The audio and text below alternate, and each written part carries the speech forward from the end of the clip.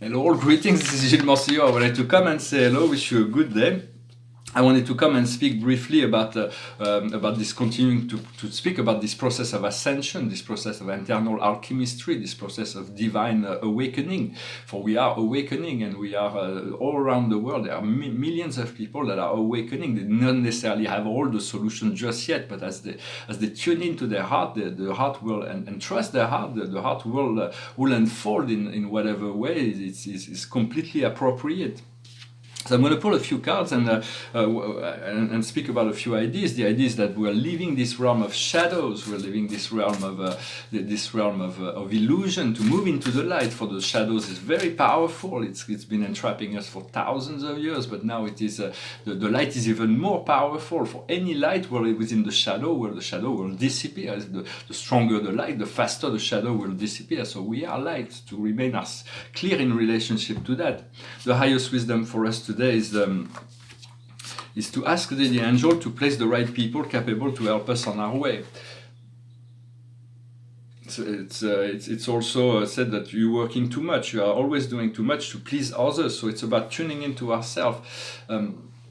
Personally, I'm going through this surrealistic nightmare of people that are aggressing me to protect a financial crime that happened in the past, and so I'm hoping that I will have soon enough finance to protect myself, get a lawyer that will be able to because right now it's like I have those bees inside my house. If I go give if I go get my foot into the thing, all the bees are gonna attack me. So I need to having a lawyer. It's like having a protective suit that will protect me. So I pray God that God says that all of this is just a temporary situation, that everything will be fine. But it's like eating up my head because those people are rich and powerful and they are trying to suffocate me, and so it is extremely annoying. And so I'm asking the angels and archangels to provide me the solution. For that, and so because I really want this situation. I do not care about those people. I want the peace for everybody, the highest good of all. And so, but it's like it is kind of a strange, surrealistic nightmare that is like it's imposed upon me. So, but I have to elevate myself above all that to focus on what is really wanted, because there is so much incredible things that are before me. All the realization of my dreams and desires that will be so I will be comfortable to bring my art and my philosophy into the world in a position that will be comfortable, and so everything is before me. So in many sense. We do the wisdom is about understanding that we're not responsible for anybody else. We have to create this fusion, this marriage with our soul, our source, our creator. We have to unify with our soul. Once this is done, every solution will find themselves. Everything will flow naturally. What we need to understand is the world, is the Archangel Michael. It's a happy ending. It is the cycle is completed, spiritual fulfillment. So it is about all of the world. The doorway to the world will come as finances come. Everything opens up. So it is about liberating this aspect of our life. Finance is extremely important. For many years, I was looking for higher things, and so finance was like, as long as I have enough to live a simple life, that was plenty. But now I feel that this is really what I need in order to. It's the only thing I need to liberate myself. I have this inner liberation has already happened. So it's about understanding how to allow ourselves to move into this state where we can receive and allow the world, the doorway to the world, to open. What we need to do is the King of Ariel: prosper, stable, gifted, powerful. Your project happens as it should. Professional and financial success. So the world, the archangels confirm what I'm saying here. Utilize your resources wisely. So it's the card of harvest. So all of it will happen. It is just a matter of being patient and not allow ourselves to be too much distracted. For now, it's like it's extremely distracting. All this pressure that's being applied upon me is really annoying, and it's like taking my head away from what I really want, from this freedom. So it's like, but the more they push, the more the universe will push back as well. So it's like. And the outcome is the Two of Gabriel. Be fearless and make ambitious choice. Progress is possible. privileged relationship with the people that see things as you are. So we are creating this grid with people that are kind, that are good, that have the same kind of envisioning that we have in a relationship to creating a world that is good for all, that to find this balance for there is all kinds of insanity that are still going in the world. We're fine with this old programming, but we want to come out of this illusion. And so I wanted to speak about the first contact.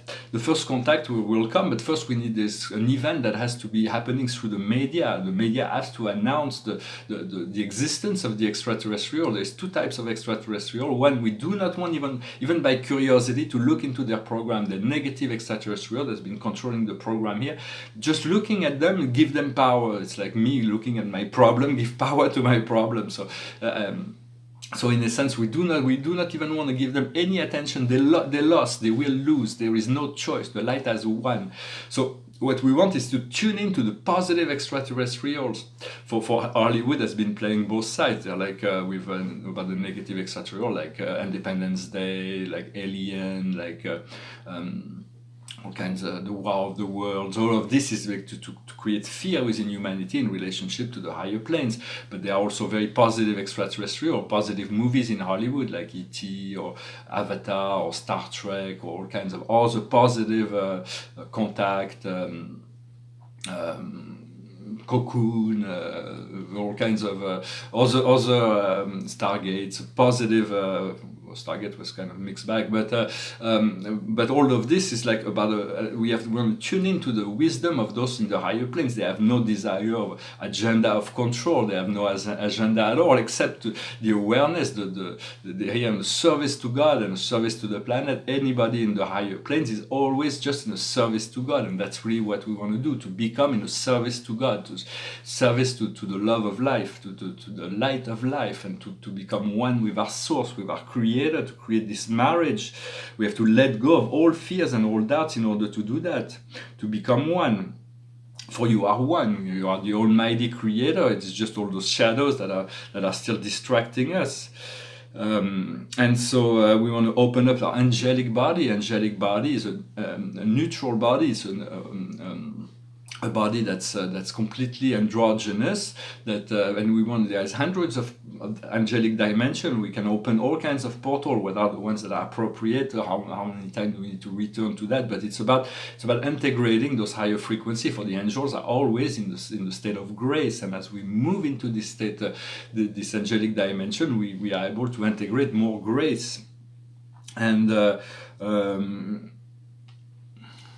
so we want to get rid of anything that create weight on ourselves, to be light, to be joyful, to be happy, to be serene, to rebirth, to be reborn, and to allow the magic to happen. For once we tune into that frequency, magical solution can find themselves without having to go through that heavy process that we used to.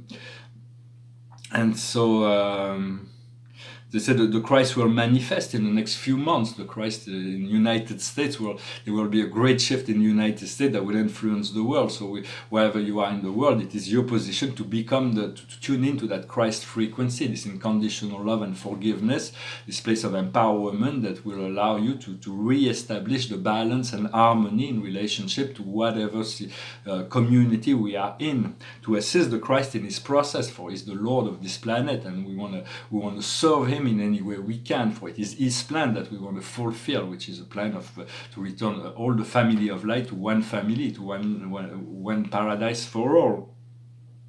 That's about what I wanted to express today. I wanted to say, I see, first those paintings. This is a double painting, and I never photographed it or showed it, but it's not that bad. It feels like it's all covered with snow. And on the left side there is the 7 families of spirit beings. It's a simple painting, and on the right side here there is this internal scene with a symbol of Chiron, and there is flowers here, and there's this person that's like drawing on the floor, so it's like a self-portrait.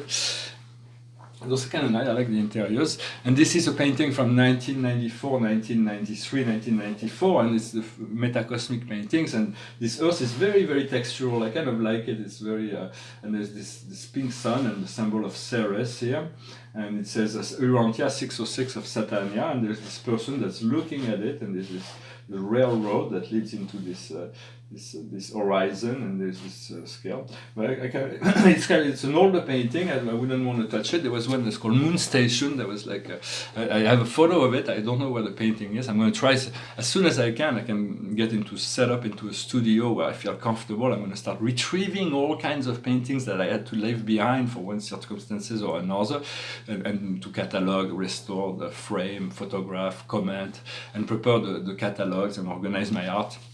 That's going to be the greatest joy in my life, will be today where I'll be able to create this, to reorganize, to put into perspective all the 30 years I've been painting. I've done thousands of paintings, and I think they're very, very significant in relationship to the future of what will come to the planet, because they are announcing this new age, all the archetypes of the new age that people will have to integrate within the next 1,000 years.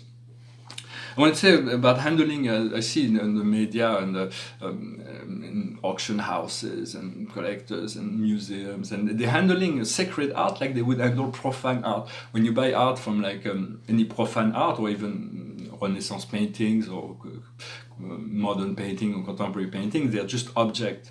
But when you deal with sacred art, there is spiritual forces associated with that. I see them handling like those Egyptian treasures, like if they were just objects, and or Maya, Inca, and those are they're very delicate. You have to have the permission to use that. It's like when I see people sometimes buying the heads of a Buddha, just the head of a Buddha, but those heads were with a sword. They were cut out from the temple and stolen. So there is like a deep karma associated with that. When you buy that, it's not to put in your house. If you buy an old head, it's better to buy a copy if you want to put in your house, or a whole Buddha.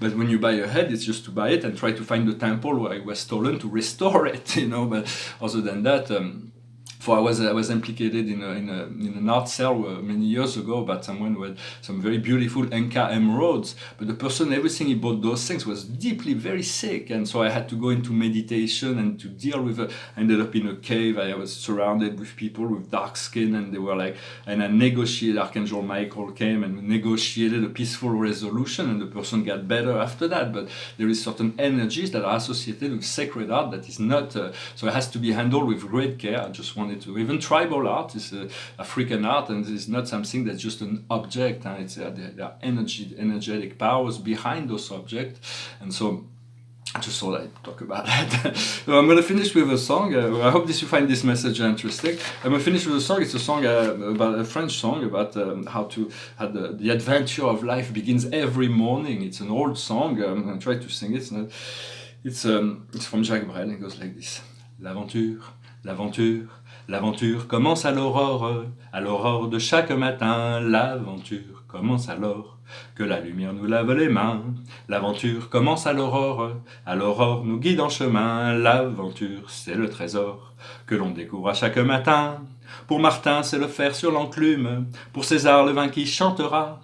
Pour Yvon, c'est la mer qui l'écume, c'est le jour qui s'allume, c'est le blé que l'on bat. L'aventure commence à l'aurore de chaque matin. L'aventure, c'est le trésor que l'on découvre à chaque matin. Tout ce que l'on cherche à redécouvrir fleurit chaque jour au coin de nos vies. La grande aventure, il faut l'accueillir entre notre église et notre mairie, entre la barrière du grand-père Machin et le bois joli de monsieur le baron, entre la vigne de notre voisin et le doux sourire de la Madelon. La Madelon. L'aventure commence à l'aurore de chaque matin. L'aventure commence alors que la lumière nous lave les mains. L'aventure commence à l'aurore et l'aurore nous guide en chemin. L'aventure, c'est le trésor que l'on découvre à chaque matin. Pour Martin, c'est le fer sur l'enclume. Pour César, le vin qui chantera. Pour Yvon, c'est la mer qui l'écume. C'est le jour qui s'allume, c'est le blé que l'on bat. L'aventure commence à l'aurore de chaque matin. L'aventure, c'est le trésor que l'on découvre à chaque matin. Tout ce que l'on cherche à redécouvrir, à pouvoir aimer, sont auprès de nous. Et à chaque instant, dans le creux des rues, dans l'ombre des prés, au bout du chemin, au milieu des champs. Debout dans le vent et semant le blé, plié vers le vent et saluant la terre, assis près des dieux et tressant l'osier, couché au soleil et buvant la lumière. vu la lumière. L'aventure commence à l'aurore de chaque matin. L'aventure commence alors que la lumière nous lave les mains. L'aventure commence à l'aurore guide en chemin. L'aventure, c'est le trésor que l'on découvre à chaque matin. Pour Martin, c'est le fer sur l'enclume. Pour César, le vin qui chantera.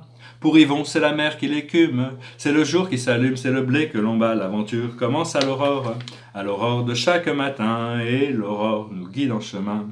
L'aventure, c'est le trésor qui nous guide à chaque matin.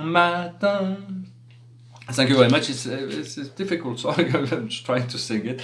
Very soon I'm gonna be able to write my own songs. So it'll be a lot easier when you write your own songs. You can sing them well because you wrote them. But in the meantime, it's it's kind of fun to be able to play with those old songs. I wish you a wonderful day. Thank you very much, and I'll talk to you later, Salad.